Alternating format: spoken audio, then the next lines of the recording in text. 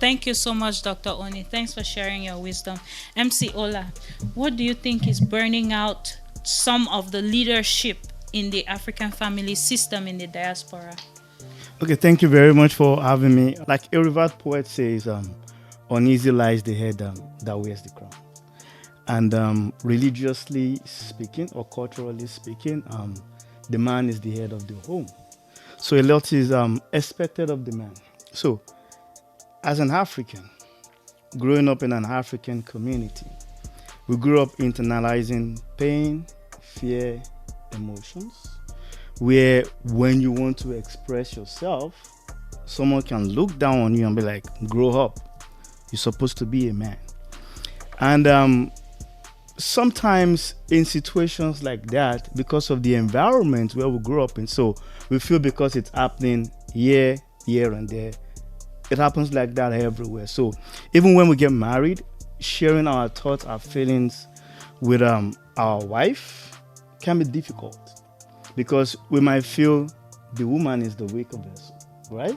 We might feel, what does she really have to contribute? We should actually understand, if I have to say this because I'm a man, I have to man up. So something is happening to me mentally, something is happening to me socially, physically, then I feel, okay, the only way, right, to get this out, right, is to maybe hang out with few guys, at the pub, where it's not that we're actually going to discuss what's actually affecting me. I just feel being amongst them, right, and drinking, you fun and all of that. But that's an example of, in a communal environment in Africa. Yeah, it's not a communal environment. You don't even know your next neighbor, right? The friends, especially when you're not even born yet, you migrated. So the friends you had, you left them back in Africa. Now you're starting all over again. Over there in Africa, you could call few friends. You have neighbors and all of that. Here, you don't even know the next person, the person that lives next door. So now when you're having to face, especially number one thing you face when you migrate is, that culture shock. Who do you want to explain that? Who do you want to talk to? Now the people you met on ground, they'll be like, don't worry, it's just a normal thing. No, it's not normal.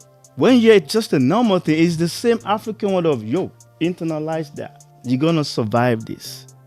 You can handle this. Now, having to pass through every facet of, going through in a new environment, it's a different ball game entirely. So the moment you even move there, 24 hours after the culture shock sets in, then you're beginning to think, did I actually make the right decision? Do I even know okay, now I want to talk to someone. Who do I want to talk to? The people that you told you were going, they were like, wow, that's a miracle, you're leaving for America. Do you want to tell them what's happening? You can't even share with them. And the ones you even have right here, how do you want to tell them? Because you're telling you it happened to everybody. But doesn't mean that everybody have the same feeling. Everybody has the way you can handle it doesn't mean I can handle it. That's a burnout in there. Now, perhaps you're in here with your family. I am a father to, 3 lovely girls and, wonderful husband to my beautiful wife. And now you're having that issue of, I want to work. She wants to work. Where do you want to keep these young kids? In Africa, I could easily call my next door neighbor. Okay, you know what? There's always someone available, right? But yet, nobody. Now you're looking, okay, do you want to work the night shift or have to work the morning? Now, both families are not available every time for their kids. The man is having something up there that he can't really express with the wife. Now he's having a challenge of having to put, okay, my kids. So now, how about the workplace? How many hours are you working again?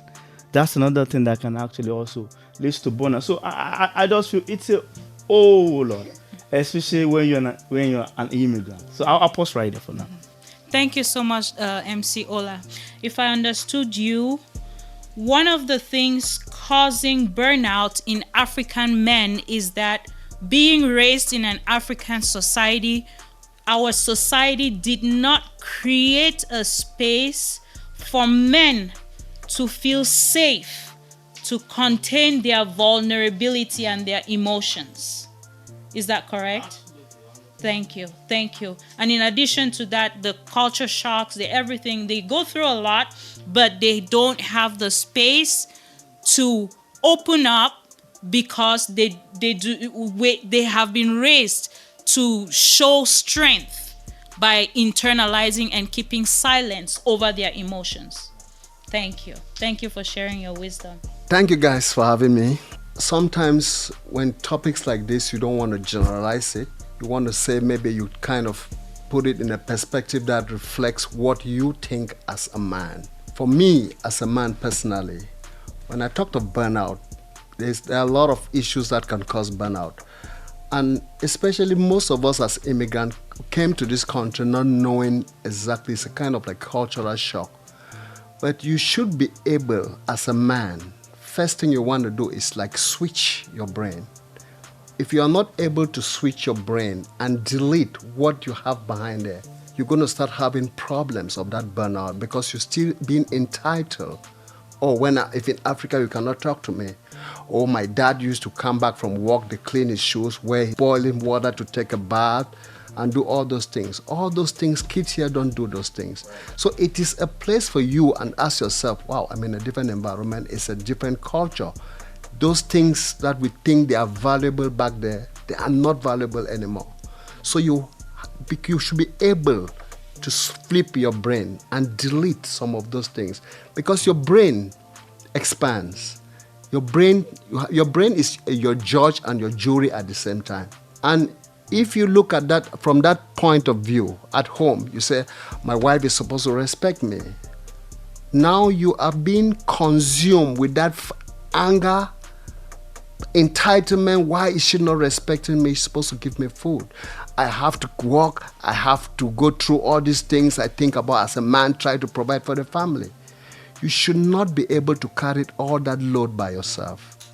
If you really think that, hey, but what if I share this responsibility with my wife? And if you are able to share that responsibility with your wife and make your wife understand that you people are equal, you realize that the stress is lesser because there is no expectation. Your wife is not expecting that, oh, but you're my husband, you have to provide to me. You listen to her own complaints. If you listen to her fears, listen to her worries. It's the same way because sometimes we men just sit and say, if I want to get married to a woman, I want to get married to a woman who has respect and who can. What about you, the man? You first of all look yourself in the mirror and ask him what you are expecting from somebody else. What is your input? You're only looking at the output. What about your input? What are you portraying to your kids?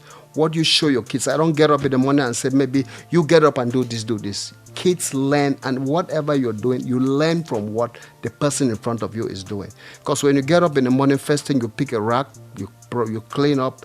That's what the kids, what I do today is probably, I remember most of the things that my dad used to do. I remember what my dad used to do, how my dad used to treat my mom.